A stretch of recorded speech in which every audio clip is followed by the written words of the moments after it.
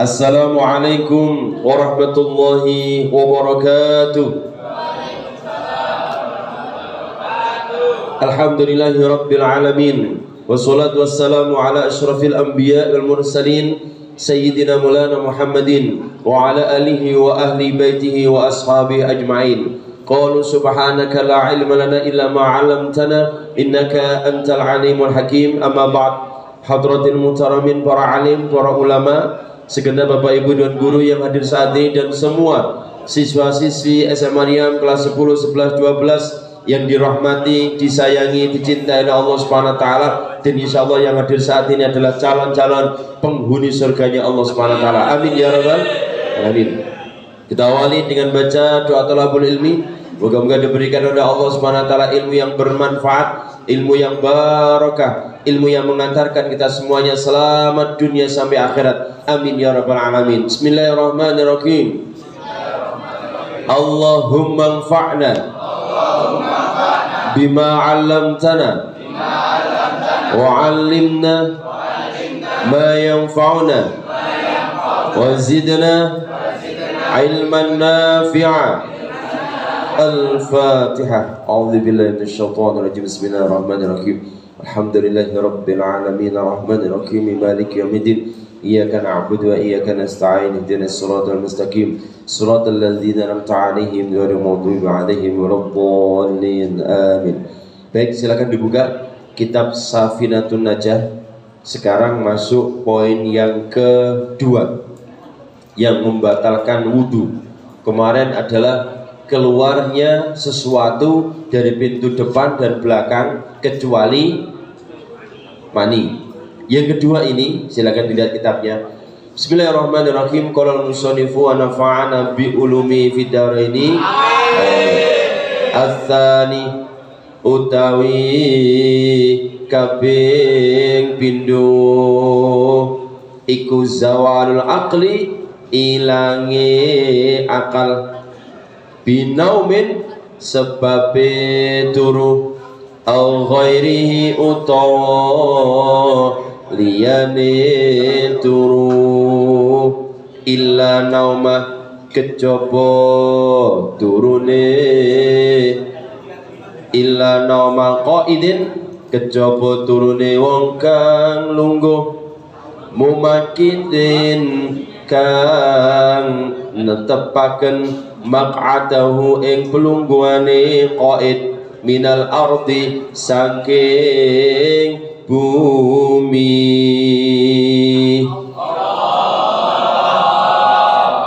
Poin yang kedua terkait dengan yang membatalkan wudu adalah hilangnya akal. Hilangnya akal atau kesadaran disebabkan karena tidur. Disebabkan karena tidur atau yang lainnya. Hilangnya akal atau kesadaran disebabkan karena tidur atau yang lainnya, kecuali tidurnya dalam posisi duduk. Kecuali tidurnya dalam posisi duduk, yang menetapkan tempat duduknya di bumi, yang menetapkan tempat duduknya di bumi. Jadi kalau orang itu duduk, kondisi duduk seperti saya ini, terus kemudian dia katakanlah tidur, ya tapi aja nemen-nemen sampai ngomong-ngomong sampai ngiler-ngiler, ya aja nemen. Jadi tidur seperti ini sampai kemudian gini, gendah gendung ini, maka wudunya tidak batal. Tapi kalau sudah tidurnya terlentang sampai pantatnya berubah pindah-pindah, maka ini wudunya bisa batal. Sampai sini paham? Oke, itu yang membatalkan wudu ketika duduknya berubah-ubah. Tapi kalau duduknya duduk mantap, tidak berubah-ubah, maka ini tidak dikatakan wudunya batal. Jadi kalau berubah-ubah baru batal. Tapi kalau mandek tidak batal. Oke. Ini juga dawuhnya Kanjeng Nabi. Beliau menyampaikan al-ainani wika usahi faman nama falyatawaddo. Kedua mata adalah pengikat lubang anus. Barang siapa yang tidur maka hendaknya ia berwudu. Jadi kalau tidur telentang itu sudah tidak bisa dikontrol. Lubang anus depan belakang tidak bisa dikontrol. Makanya rata-rata kalau sudah tidur itu lupa apa yang dikerjakan. Sehingga mohon maaf ya, kalau tidur itu tangan kan mesti jalan kemana-mana. Ya Pak ya, jalan kemana-mana. Maka ketika menuju kamar mandi, jika tidak pakai keran, pakai gayung atau cibuknya itu paling bagus sebelum tidur itu diisi air, taruh di kamar mandi yang ada kotaknya itu baknya, taruh di situ. Gunanya apa? Nanti kalau bangun dari tidur menuju kamar mandi itu tangannya dibasuh dulu. Kenapa? Sebab kalau tidur tangan kemana-mana, ya tangan ke daerah atas, bawah, Jawa Tengah, Jawa Timur, Jawa Barat, ya kan, gaya-gaya. Akhirnya kan tangannya ini najis. Apalagi kalau kukunya panjang-panjang. Kalau kukunya panjang-panjang itu ada kotoran. Nek jari omongane para guru-guru ikut diisingi setan atau kotorane setan. Ya sini kotorane dewi karena garuk-garuk, karena tubuh kita ini kan rata-rata dari tanah. Sehingga kalau digaruk-garuk muncul warna hitam. Nah, ini yang menyebabkan wudunya batal jika tidurnya terlelap, terlentang, alias bukan kondisi duduk. Oke. Nah, pernah ada kejadian dari Kanjeng Nabi melihat para sahabat jika kondisinya duduk maka tidak sampai membatalkan wudu. Karena pernah ada sahabat enak-enak nunggu sholat gitu ya, lama jam 2:30 nunggu Kanjeng Nabi kok gak sholat-sholat. Akhirnya kemudian terlelap sambil nunggu sholat. Terus kemudian Kanjeng Nabi melihat yang duduk langsung kita sholat. Padahal dia masih punya wudu, langsung aja sholat. Karena Kanjeng Nabi melihat tidurnya dalam posisi duduk. Ini yang menyebabkan diperbolehkan untuk langsung sholat. Oke.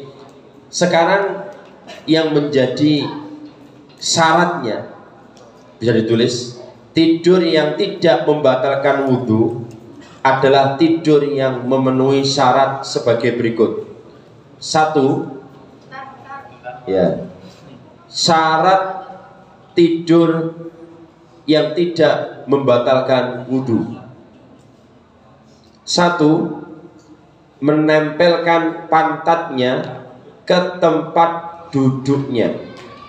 Menempelkan pantatnya ke tempat duduknya sekiranya tidak mungkin keluar angin ketika tidur. Kita ulang lagi. Menempelkan pantatnya ke tempat duduknya sekiranya tidak mungkin keluar angin ketika tidur. Jadi posisi seperti ini yang kira-kira tidak keluar angin. 1. 2. Tidak terlalu gemuk, juga tidak terlalu kurus, alias standar. Di sini rata-rata standar. Tidak ada yang kurus, tidak ada yang gemuk. Kalaupun ada yang rodok-rodok, ya rodok-rodok saja. Tapi rata-rata di sini umumnya adalah biasa. Nah ini kenapa kok tidak boleh gemuk, tidak boleh kurus? Sebab nanti kalau kurus itu rawan yang namanya angin itu keluar.